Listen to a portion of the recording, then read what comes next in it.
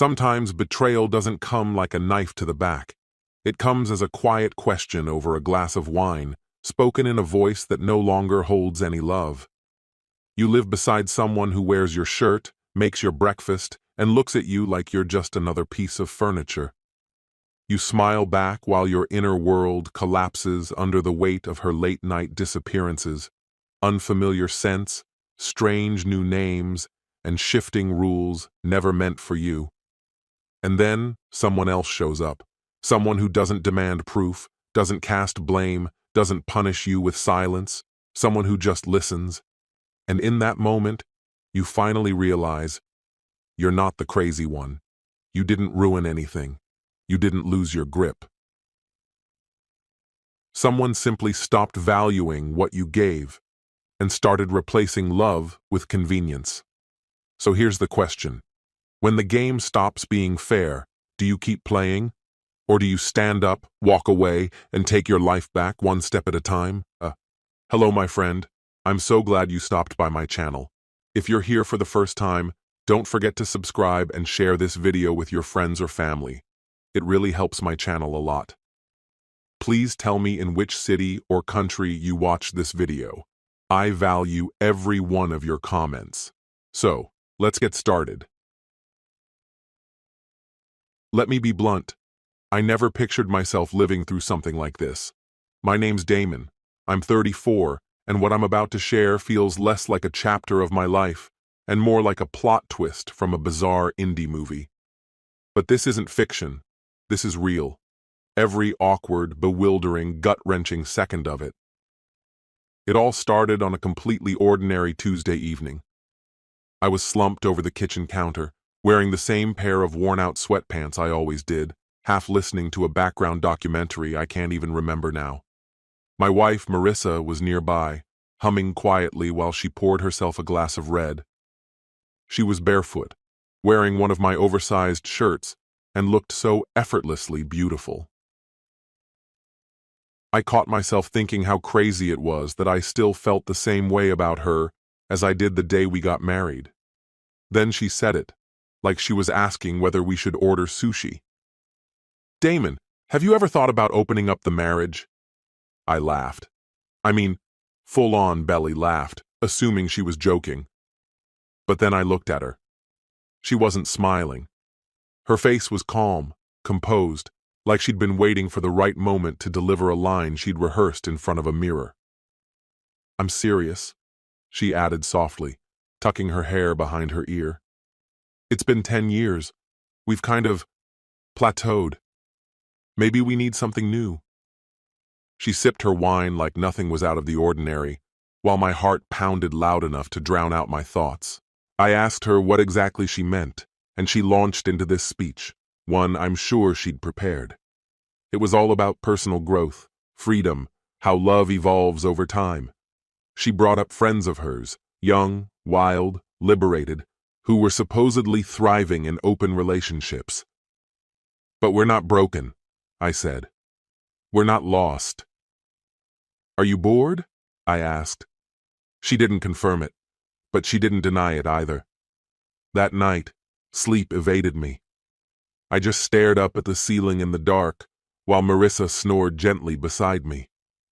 At some point, her phone buzzed. Once, then again. I didn't look. I already knew. By morning, she was back to flipping pancakes like we hadn't just torn a seam in our marriage and left it dangling next to the coffee maker. Over the following days, she brought it up more frequently, her tone softer each time. "No pressure, just something to think about," she'd say.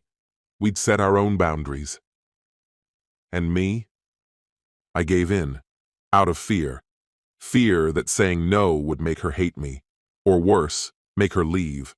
So I agreed, nauseous, uncertain, and already grieving something I couldn't name. What followed felt like being strapped to a slow-moving train headed straight for disaster.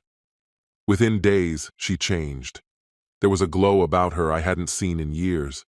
Her hair looked shinier, her makeup more daring. She started staying out late. Girls' nights, reconnecting with old friends, hopping from bar to bar.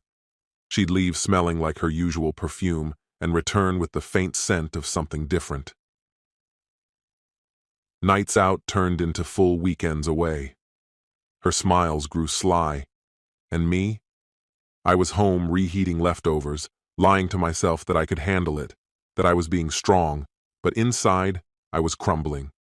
One night, she rolled in around 3 a.m., tipsy and radiant. She kicked off her heels, collapsed onto the couch, and said, "I had the best night with Connor. You two would actually get along." Connor. I didn't know the name, had never heard it before. I didn't respond, just sat there and watched her fall asleep mid-sentence. The next day, I noticed her toothbrush had changed. Different color, different brand. It was like even the smallest details of her had been swapped out. The woman I married was disappearing in front of me, and still, I stayed. I shoved all the hurt and rage and confusion deep down until it finally exploded in the most public, humiliating way possible, at a family barbecue. Her cousin cracked a joke that shattered whatever was left of my composure. "So it's true, huh, Damon?" He laughed. "You and Marissa are open now? Heard she's enjoying the buffet." I just stood there, frozen. By the grill, balancing a plate of ribs, was Lena, Marissa's younger cousin, the one Marissa always described as immature and overdramatic, the one who'd moved to Portland and only popped in for weddings or holidays. She looked at me, not with amusement, but with something else, something closer to sympathy, like she knew more than she was letting on, like I was about to find out. A week after that barbecue, I got a message. From Lena. "Hey, hope that cookout didn't totally wreck your night. If you ever need to talk, I've got wine and a pair of ears. Zero judgment." I stared at my screen. Hardly anyone knew what was really going on. Just a few close friends. Marissa had curated this perfect little image for her family. Modern, edgy, fearless love. She never mentioned the lonely nights I spent wondering what I'd done wrong. But Lena? She saw through it.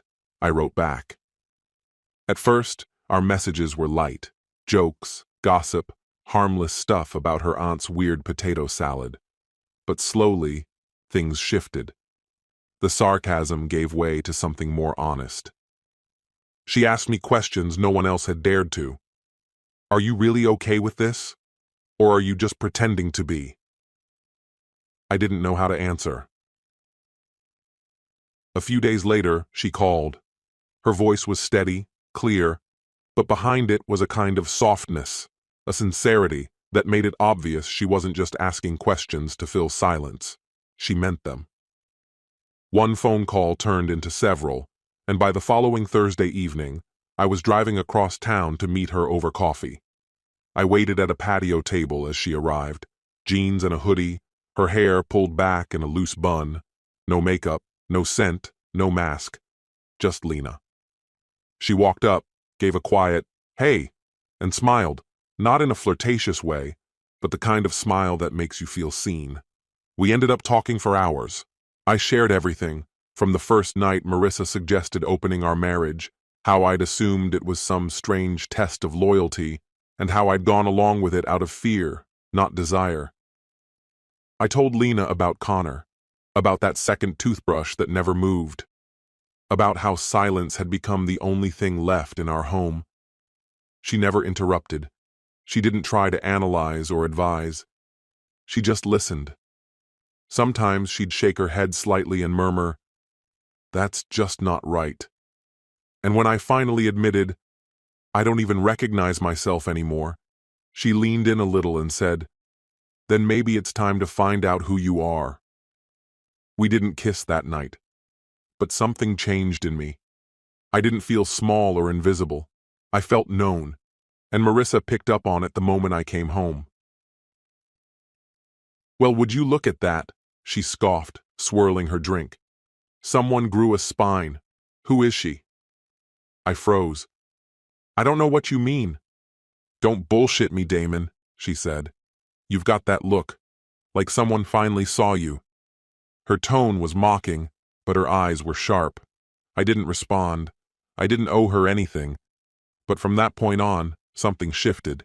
She started snooping through my phone when I was in the shower, asking sudden, loaded questions and comparing answers like she was piecing together a case file, yet she still went out, night after night, doing whatever she pleased. One evening, after another of her late returns, I asked quietly, "Is this still working for you?" She tilted her head. "What are you saying?"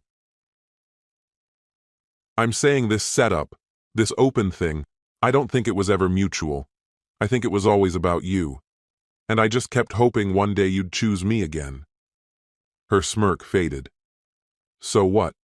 You want to end it now because you've got someone new?" I met her gaze. "No. I want something real, built on honesty. And if that's not something I can have with you, then I'll find it elsewhere." She didn't have a clever line ready this time. The next morning, my phone buzzed with texts. One from a mutual friend. "Marissa's freaking out. Says you're leaving her for someone younger." Another from her mom. "Stop stirring up drama." I ignored them. Instead, I spent that weekend with Lena. We hiked a trail, just the two of us. At the top, we sat side by side, our feet hanging over the ledge, the wind teasing her hair. "This is going to blow everything up," she said. "She's going to hate me. Maybe forever." I nodded. "I know, but I've been living in her world for so long I forgot what it feels like to breathe." She didn't answer with words. She kissed me. No show, no expectations, just two people in a quiet moment that felt like truth. I didn't go home that night, and when I did the next day, I found the locks changed. My suitcase was on the porch, a neon sticky note slapped on top. "Enjoy your freedom." I laughed, not because it was funny, but because, for once, she'd given me something honest, a door out, and I was finally ready to walk through it. What she didn't know was this: I wasn't done. Not by a long shot. She had started this game, and now I was going to finish it on my terms. I moved into a small, furnished apartment a few blocks from the firm. It wasn't impressive. Creaky floors, weird plumbing, a view of a brick wall, but it was mine. No more waiting for her to come home. No more second-guessing who she was with or why she was late. No more pretending. But Marissa wasn't one to disappear quietly. Her Instagram soon exploded with cryptic black and white posts. Mopey quotes like, "Loyalty is rare, don't destroy it," or "The deepest wounds come from those we trust." Pretty soon, people started messaging me. "Is it true? Did you really hook up with her cousin?" Then came the full-blown smear campaign. She told everyone her version, claimed I manipulated her into the open marriage just to justify cheating, said I'd targeted her younger cousin, lied for months, abandoned her like trash after she tried to save us. She painted herself as the wounded wife, the last one fighting for a love I'd already thrown away. It was all very convincing, except I had proof. I'd saved everything: messages, screenshots, voicemails, emails. All the receipts showing it had been her idea from the start, that she had partners, that she had laughed and said, "Loosen up, try it, have some fun." So I did what I had to. I never fabricated anything. I didn't go online to rant or expose her to the public.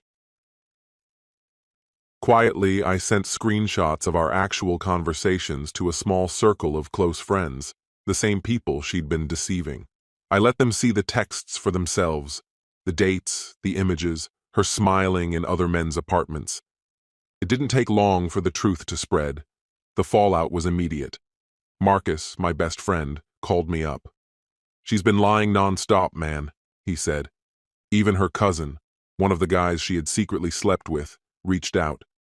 "I didn't know she was putting the blame on you. That's seriously messed up."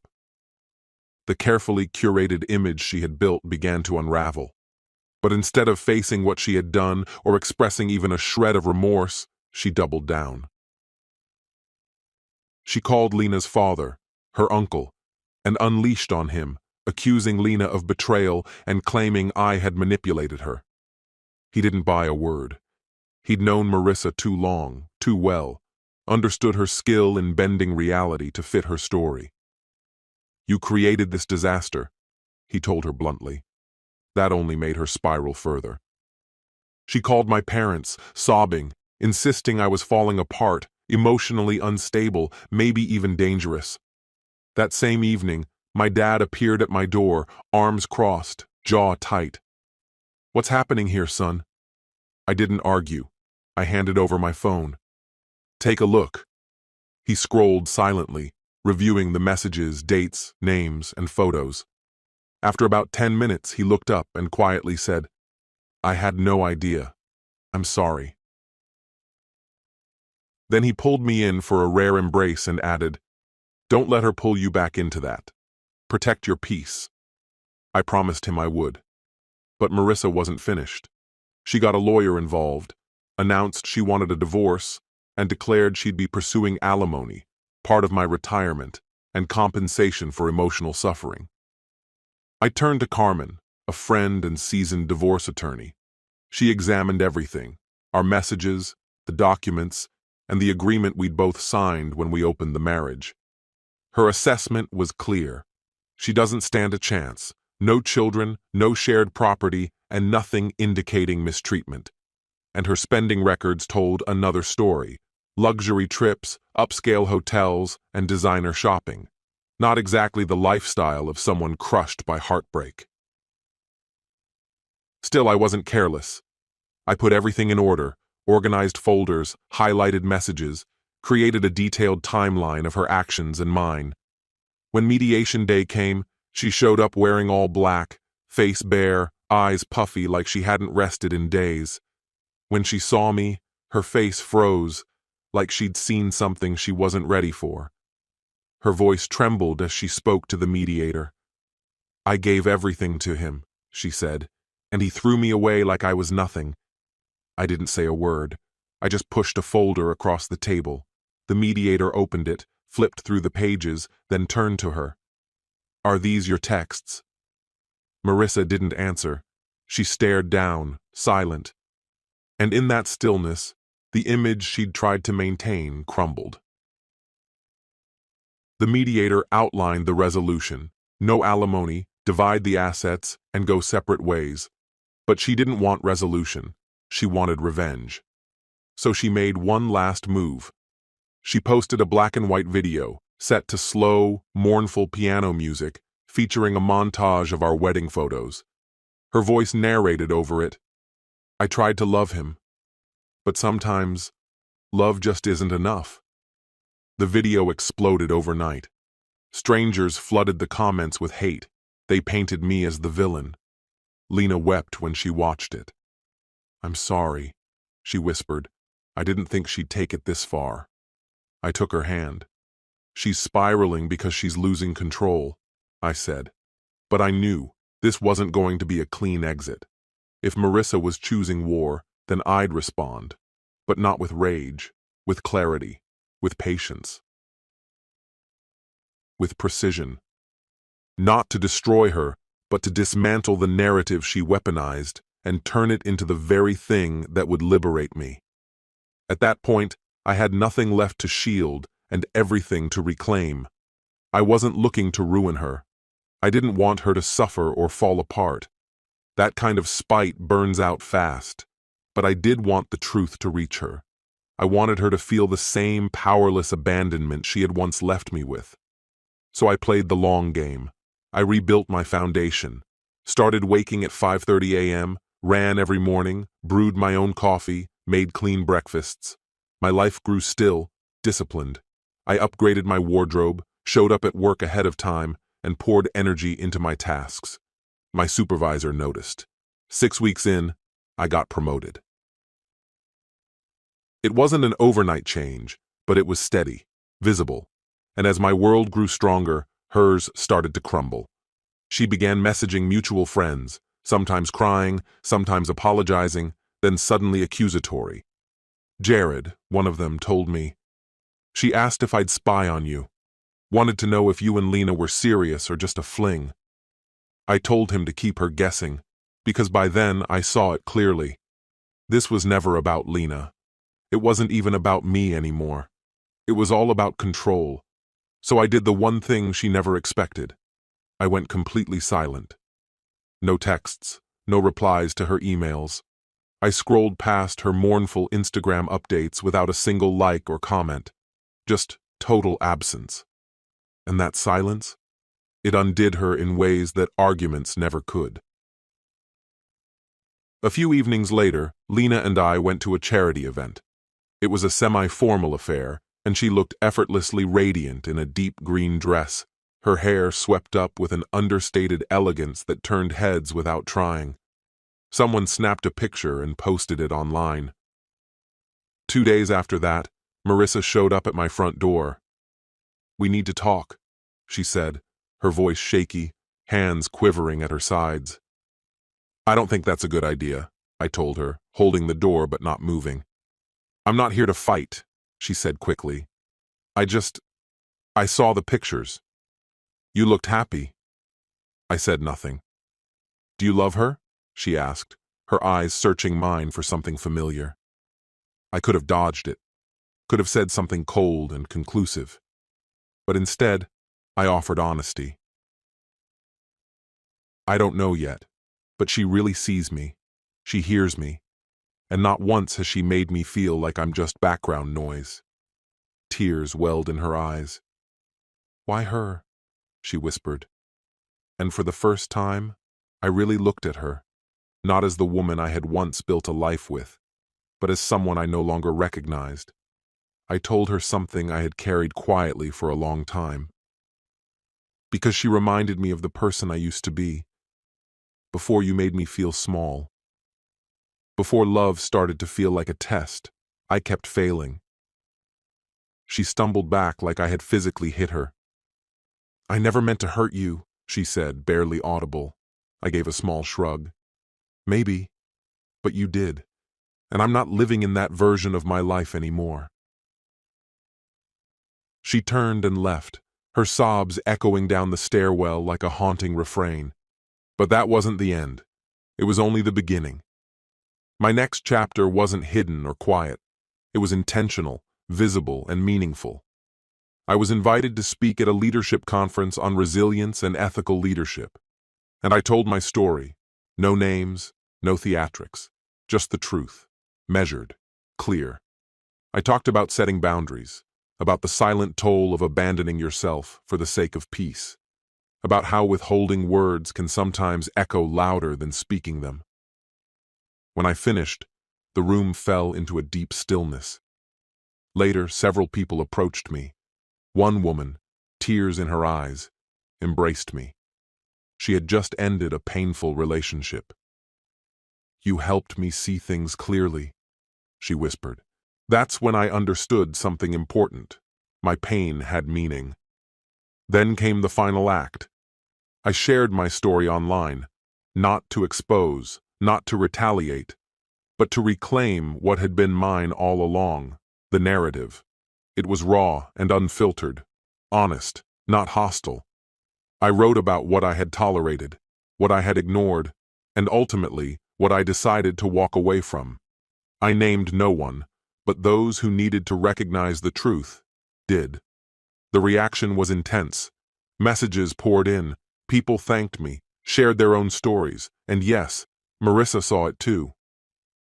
At 1:12 a.m., she sent a voice message. It lasted barely a minute.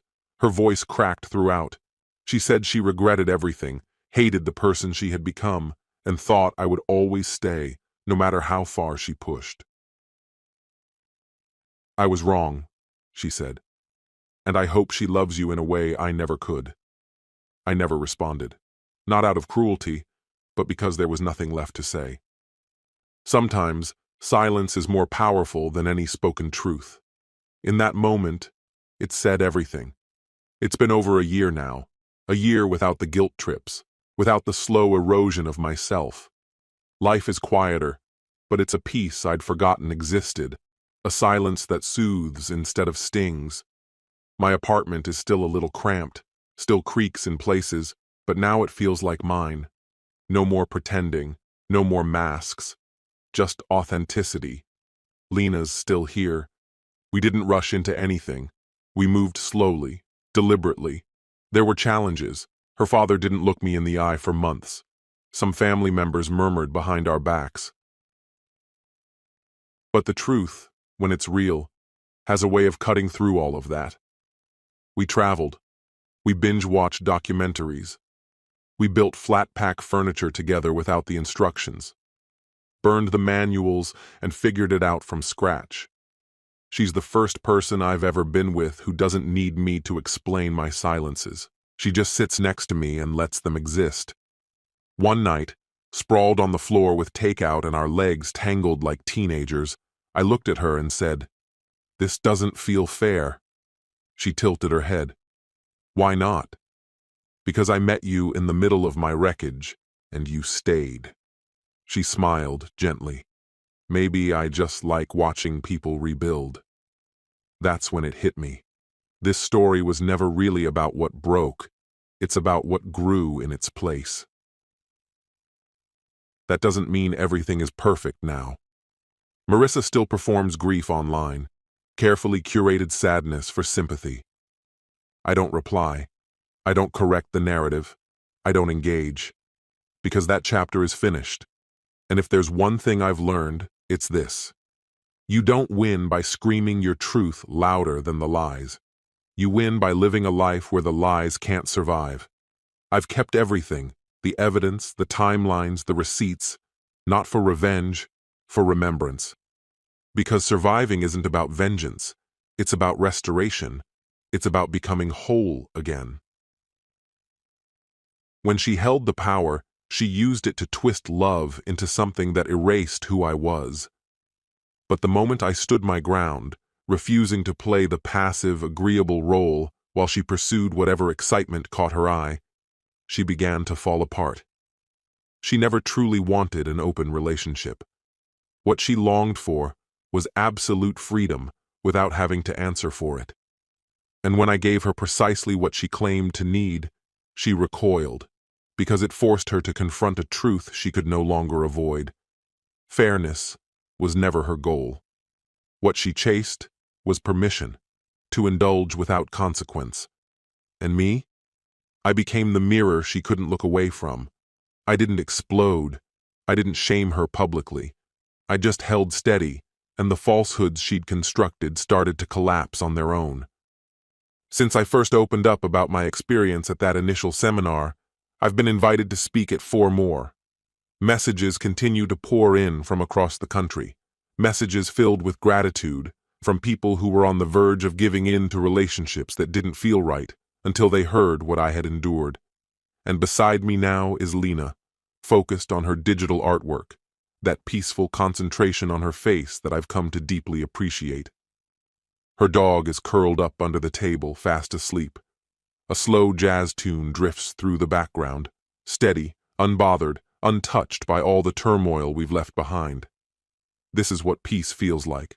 Not her collapse, not her silence, not the ghostly echo of unread texts.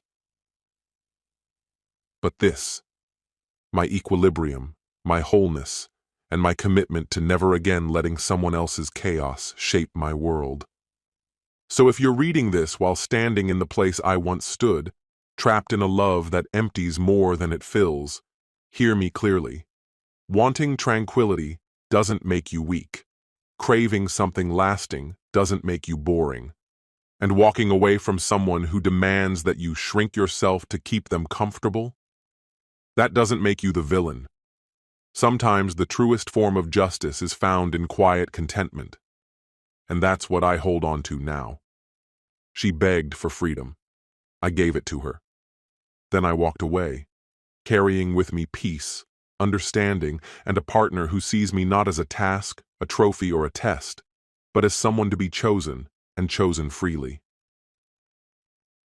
And I would trade every performative apology, every fake tear, every polished photo for that, without a second thought, every single time. This story has come to an end. What's your opinion? Share it in the comments, my friend. And if you like this story, check out other exciting videos on my channel. I'll say goodbye until the next video. See you.